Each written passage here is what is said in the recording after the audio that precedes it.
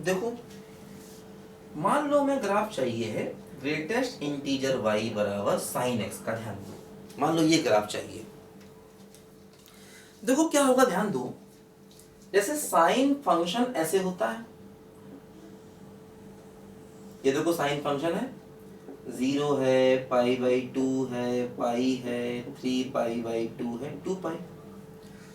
Actually देखो यहां पर क्या है, लेफ्ट हैंड साइड एक इंटीजर है क्योंकि उस पर क्या लगा है, ग्रेटेस्ट इंटीजर। तो लेफ्ट हैंड साइड पूरी की पूरी इंटीजर है। अब राइट साइड को भी इंटीजर होना चाहिए, तभी दोनों साइड बराबर हो पाएंगी, है ना। क्योंकि देखो left hand side greatest integer है क्योंकि उस पे ग्रेटेस्ट इंटीजर लगा हुआ है, तो राइट साइड को भी इंटीजर होना चाहिए। अब देखो राइट साइड इंटीजर कब होगा, साइन एक्स 0 हो सकता है, साइन एक्स 1 हो सकता है और साइन एक्स -1 हो सकता है। देखो तीन ही पॉसिबिलिटीज है, क्योंकि हम चाहते हैं साइन एक्स इंटीजर हो जाए, तो साइन एक्स या तो 0 होगा या साइन एक्स 1 होगा या साइन एक्स -1 होगा, तीन ही पॉसिबिलिटी है। तो देखो मतलब जब साइन एक्स 0 होगा तो देखो वो पॉइंट ये होगा, जब साइन एक्स 1 होगा तो वो पॉइंट ये होगा, 0 होगा तो ये होगा, -1 होगा तो ये होगा, 2 पाई होगा तो ये होगा। बस मतलब जब साइन 0 होगा, 1 होगा, 0 होगा, -1 होगा, 0 होगा, तभी दोनों साइड बराबर होंगी, तभी ग्राफ एग्जिस्ट करेगा। मतलब इन वैल्यूज के लिए ही ग्राफ एग्जिस्ट करेगा बस, और ग्राफ एग्जिस्ट ही नहीं करेगा। अब जैसे मान लिया मैंने कहा कि साइन एक्स 0 है, तो इसका मतलब ग्रेटेस्ट इंटीजर y बराबर 0, तो y कहां से कहां जाएगा, 0 से 1 जाएगा। देखो ध्यान दो, यानी जब साइन 0 होगा, जब साइन 0 होगा मतलब देखो जैसे 0 पर और पाई पर, इन दोनों पर साइन 0 है, तो इन पर y की वैल्यू 0 से 1 तक जाएगी। देखो y जाएगा 0 से 1 तक, ध्यान दो ऐसे, और 1 पर सर्कल, यहां पर भी देखो y जाएगा 0 से 1 तक, देखो 1 पर सर्कल ऐसे, है ना।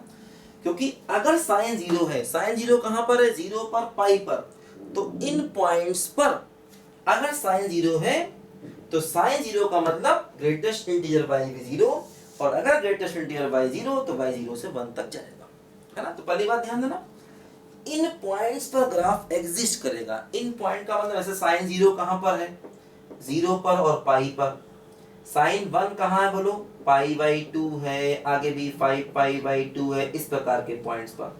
साइन -1 कहां है बोलो, 3 पाई बाई 2 एंड सो, है ना। तो ये वो पॉइंट्स हैं जहां पर साइन इंटीजर होगा, और जब साइन इंटीजर होगा तभी ये ग्राफ एग्जिस्ट करेगा, क्योंकि लेफ्ट हैंड साइड इंटीजर है, सिर्फ ध्यान दो। तो इन्हीं पॉइंट्स पर साइन इंटीजर होगा, और साइन इंटीजर होगा तभी वो लेफ्ट साइड के बराबर हो सकता है। तो इन्हीं पॉइंट पर ग्राफ एग्जिस्ट करेगा बस, ठीक है। अब ऐसे मैंने साइन को 0 माना, तो ग्रेटेस्ट इंटीजर y बराबर 0, y 0 से 1 तक। देखो इस पॉइंट पर साइन 0 था तो y चला गया 0 से 1 तक, इस पॉइंट पर भी साइन 0 था तो y चला गया 0 से 1 तक। आगे देखिए, अगर हम साइन x को 1 माने तो ग्रेटेस्ट इंटीजर y बराबर 1, तो y जाएगा 1 से 2 तक, और साइन x 1 है कहां, पाई बाई 2 पर। देखो पाई बाई 2 पर साइन क्या है, 1, तो y जाएगा 1 से 2 तक। देखो यहां पर हो गया 1 और यहां देखो हो गया 2, देखो ये रहा, y की देखो वैल्यू जाएगी कहां से कहां तक, 1 से 2 तक, है ना। अगर साइन x 1 है, साइन x अगर 1 है तो ग्रेटेस्ट इंटीजर y बराबर 1, तो y कहां से कहां जाएगा, देखो y जाएगा 1 से 2 तक, तो पाई बाई 2 पर y जाएगा 1 से 2 तक, ठीक है। देखो ध्यान दो, 2 पाई पर भी साइन 0 है ना, 2 पाई पर भी देखो साइन 0 है, तो यहां पर भी y 0 से 1 तक ही जाएगा, ऐसे करके ये, है ना, क्योंकि 2 पाई पर भी साइन 0 है। अब देखो साइन x अगर -1 हुआ तो ग्रेटेस्ट इंटीजर y बराबर क्या होगा, -1, तो y कहां से कहां जाएगा, क्योंकि मैंने बताया था आपको अगर ग्रेटेस्ट इंटीजर x बराबर i है तो x जाता है i से लेकर के i+1 तक। तो अगर ग्रेटेस्ट इंटीजर y बराबर -1 है तो y कहां से कहां जाएगा, -1 से 0 तक। तो साइन की वैल्यू -1 है कब, देखो 3π/2 पर, देखो 3π/2 पर साइन की वैल्यू कितनी है, -1। तो y जाएगा कहां से कहां तक, देखो -1 से 0 तक। तो देखो y गया -1 से लेकर के 0 तक, ध्यान दो ऐसे, ये 0 पर सर्कल ऐसे, यहाँ डॉट यहाँ सर्कल, यहाँ डॉट यहाँ सर्कल, यहाँ डॉट यहाँ सर्कल, यहाँ भी डॉट और यहाँ सर्कल। तो ये ग्राफ हुआ ग्रेटेस्ट इंटीजर y बराबर साइन x का।